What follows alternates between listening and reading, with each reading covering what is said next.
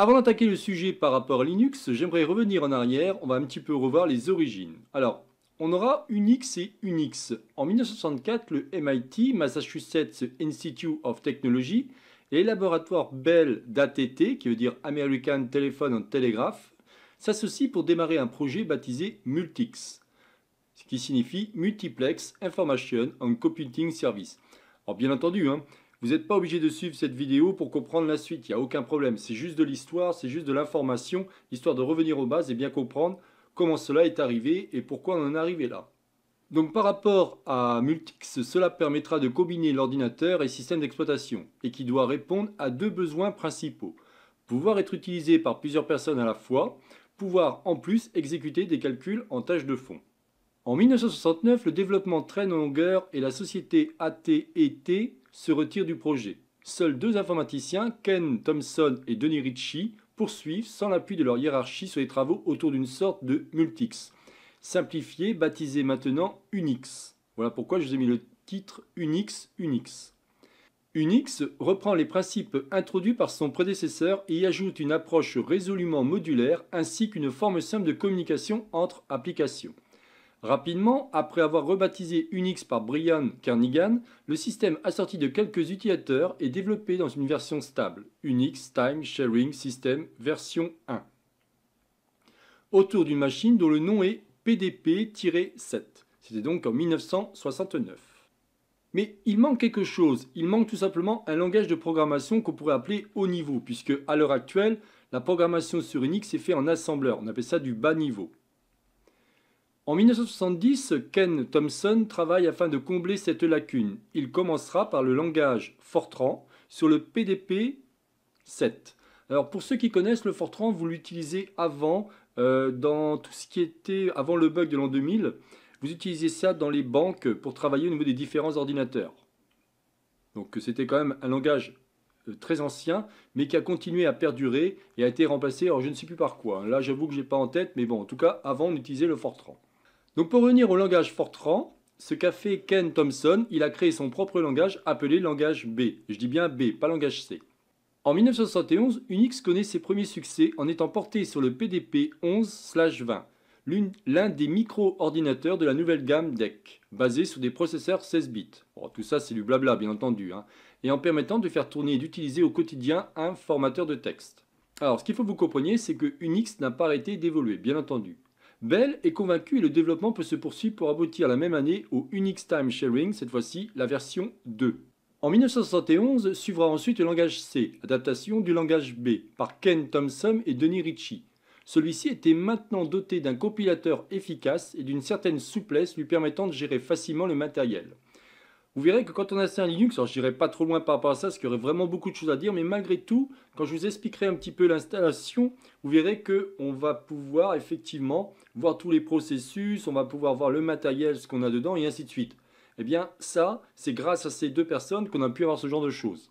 Dès 1973, le noyau du système Unix est entièrement réécrit en C. Nous sommes alors à la version 4 de Unix Time Sharing System. Bon, bien entendu, j'aurais pu continuer ainsi, mais le but est de vous apprendre Linux et non de vous endormir avec l'origine et l'histoire d'Unix. Pour ceux et celles qui voudraient en apprendre plus, je vous ai glissé un lien au niveau du module ressources afin que vous puissiez voir ce qu'il en est. Au tout début des années 1990, les positions se figent dans le monde Unix, alors que Sun et ATT ont décidé de collaborer autour du système Unix 5 Release 4, DEC, HP et IBM fondent l'OSF. Open Software Foundation. À peine un an plus tard, un jeune étudiant finlandais, Linus Torvalds, réalise la première brique d'une troisième voie à partir de Minix, un clone d'Unix réalisé en 1987. Pour des machines à base de processeurs Intel x86, il développe Linux, dont la première version de test est la 0.01 et qui est disponible en 1991. Linux est né de la volonté d'un homme afin de se démarquer du système d'exploitation professionnel Unix qui jugeait trop coûteux et insuffisamment performant. Donc, en 1991, Linus Torvalds bricola son propre environnement qu'il baptisa Linux. En juin 1996, la sortie de Linux 2.0, un système compatible avec les Unix BSD et System 5, donne pour la première fois à penser que le monde Unix s'est trouvé enfin un nouveau fer de lance. Linux possède en toute la particularité d'avoir été codé à partir de zéro, même s'il reprend les principes d'Unix, il s'agit d'un clone et non d'une adaptation sur base existante. Bon, nous sommes donc en 2022 et bien entendu Linux continue d'évoluer avec une multitude de versions. Mais alors, vous pourriez me dire pourquoi utiliser Linux? Ce qui est génial déjà pour commencer avec Linux, c'est que la plupart des distributions sont gratuites. N'oublions pas que Linux est un système d'exploitation à part entière. Alors bien sûr, dans le cas des jeux, celui-ci a ses limites, mais heureusement pour nous, nous allons plutôt nous pencher sur le côté technique de Linux. Depuis tout à l'heure, je vous parle de distribution. Vous verrez lors de l'installation de plusieurs Linux qu'il existe une multitude de versions, ou devrais-je dire de distributions, comme Debian, Ubuntu, SUSE, Fedora, Linux Mint, et ainsi de suite. Bon, après tout dépendra de l'utilisation que vous voulez en faire. Là aussi, il suffira de se renseigner pour regarder un petit peu distribution Linux et à vous de voir ce que vous souhaitez faire. Très souvent, par rapport aux distributions, vous verrez qu'il existe des bureaux. Alors un bureau, c'est une espèce d'interface graphique qui sera greffée par-dessus Unix, puisque bien entendu, on continuera, comme j'ai pu vous expliquer, à travailler sur Unix, mais sauf qu'il y a une interface graphique qui a été greffée dessus. Un peu comme Windows, vous avez MS-DOS et vous avez Windows par-dessus, donc la couche graphique. Comme je vous ai dit, Linux est né de la volonté d'un homme, Linus Torvalds, afin de se démarquer du système d'exploitation professionnel Unix. Mais regardons de plus près les caractéristiques techniques. Alors là aussi, par rapport aux caractéristiques techniques, je ne vous donne pas tout. Je vous donne juste, on va dire, les grandes lignes. Celui-ci, pour commencer, est multitâche et multi-utilisateur. Celui-ci supporte donc un ou plusieurs processeurs. Il va pouvoir gérer la mémoire de manière transparente et rapide.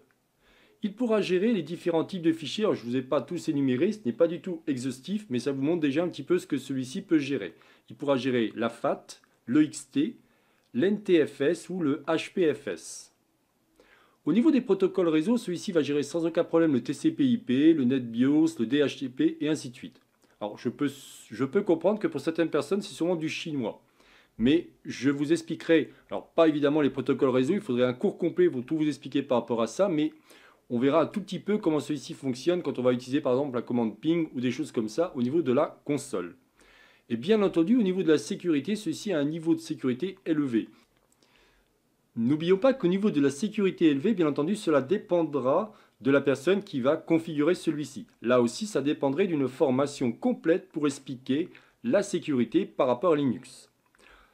Voilà, écoutez, je n'en dirai pas plus par rapport à cette vidéo. La prochaine vidéo, nous allons voir l'installation. Alors comme j'ai pu vous dire, on va faire une installation par rapport à un logiciel qui va être dans mon cas virtualisé, mais le principe restera évidemment exactement le même.